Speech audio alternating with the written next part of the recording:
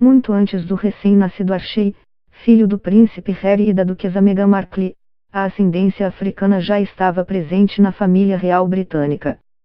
De acordo com antigos registros genealógicos, Sophie Charlotte de Mecklenburg-Strelitz, 1744-1818, rainha da Inglaterra enquanto mulher do rei George III, 1738-1820, era descendente direta de uma africana.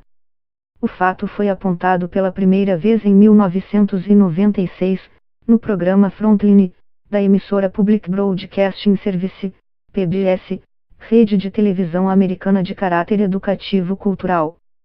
No programa, o historiador Mário de Valdes Y. Cocon, especialista em diáspora africana, relatou ter encontrado fortes indícios de confirmação da história, há muito aventada, de que Charlotte era descendente de uma africana, Madragana Ben Aloandro, 1230, amante do rei português Afonso III, 1210-1279, com uma distância de 15 gerações.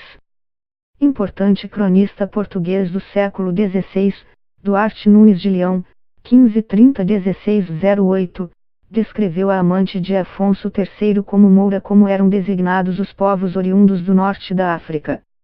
A rainha Charlotte, esposa do rei inglês George III, descendia diretamente de Margarita de Castro e Souza, um ramo negro da Casa Real Portuguesa, apontou o historiador, em artigo publicado na época do programa.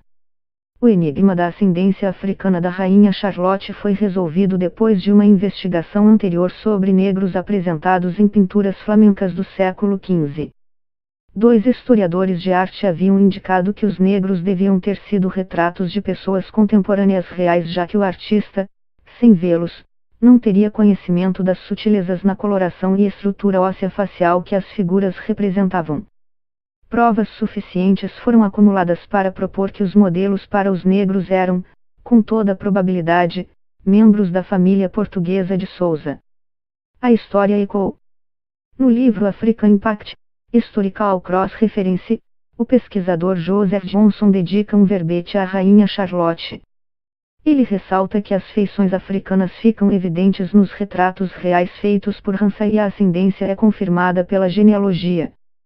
Também cita o médico Christian Friedrich Freyer von Stockmar, próximo da realeza britânica, que teria a descrito como dona de uma verdadeira face mulata. Autor da Encyclopedia of Blacks in European History de Culture, o historiador Eric Martoni também corrobora a tese.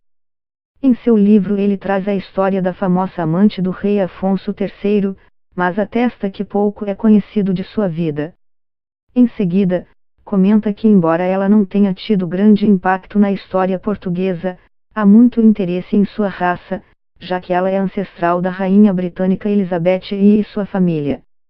Martoni cita uma das mais famosas descendentes do relacionamento do rei Afonso com sua amante, Margarita de Castro e Souza, em suas palavras, uma nobre portuguesa do século XV, que se casou com Jean I, conde de Neufchâtel, lorde de Montagu e Fontenoy.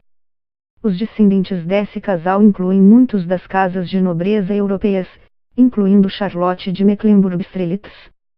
Charlotte se tornou a rainha consorte do rei George I da Grã-Bretanha, que reinou de 1760 a 1820, afirma o pesquisador.